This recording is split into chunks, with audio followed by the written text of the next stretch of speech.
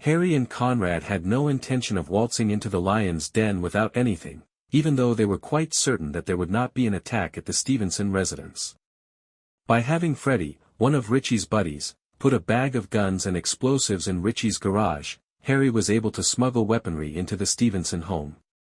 After Harry managed to obtain Freddy's phone, he discovered some shocking images that demonstrated Freddy's affair with Vron, Richie's wife. Freddy had to decide whether to place the firearms or risk dying at Richie's hands. Despite being the oldest, Brandon, the son of Maeve and Conrad, is always the odd man out in the Harrigan household due to his long history of foolish business endeavors. In episode 5, it was ultimately revealed that he had pushed his half-sister Serafina for assistance with another plan that he thinks will win them back the family's favor.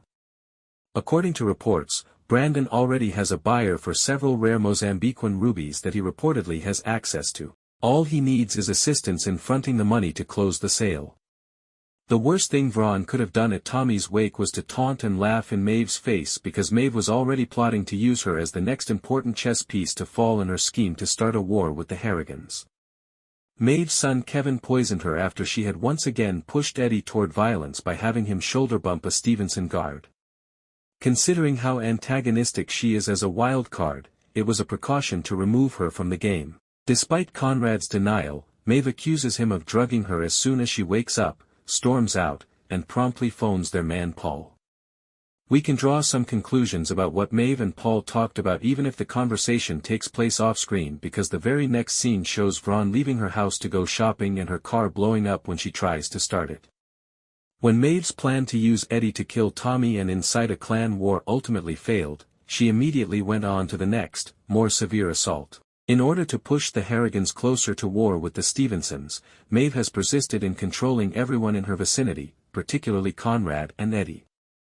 Richie is aware that a conflict between the two families is just bad business, but she has accused Harry of being a rat, isolated Brandon and Serafina, and seems to only want mayhem.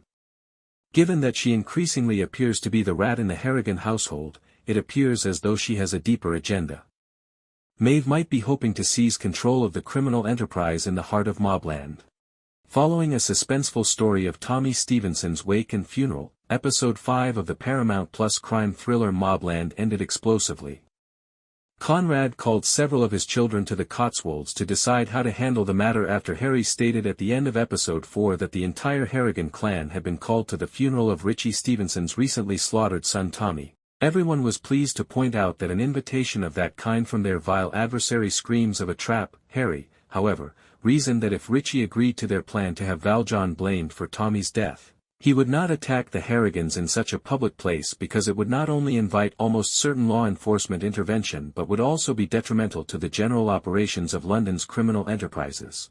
They were determined that they would not arrive at the Stevenson home without some risky presents for the host, even if they came to the shaky conclusion that it would be in their best interests to attend the burial, and maybe further dispel the rumor that Eddie was responsible for Tommy's murder.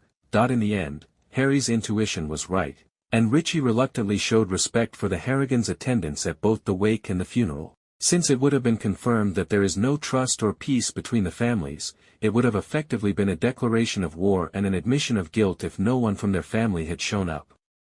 Richie knew that would be the case, which is what motivated his somewhat ingenious invitation. He either acquired a justification for retaliation against the Harrigans or he got them under his house to look them all in the eye.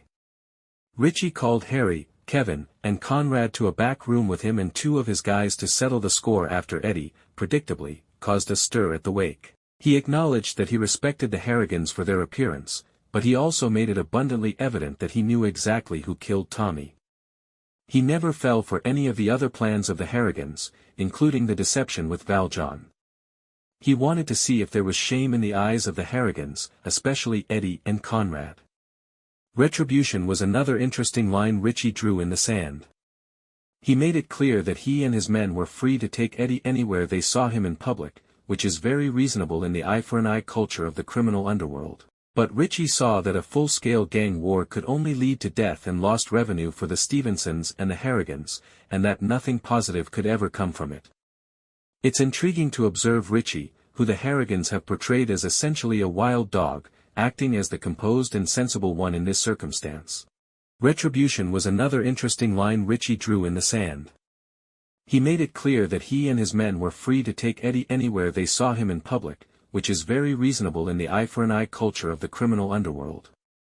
But Richie saw that a full-scale gang war could only lead to death and lost revenue for the Stevensons and the Harrigans, and that nothing positive could ever come from it. It's intriguing to observe Richie, who the Harrigans have portrayed as essentially a wild dog, acting as the composed and sensible one in this circumstance.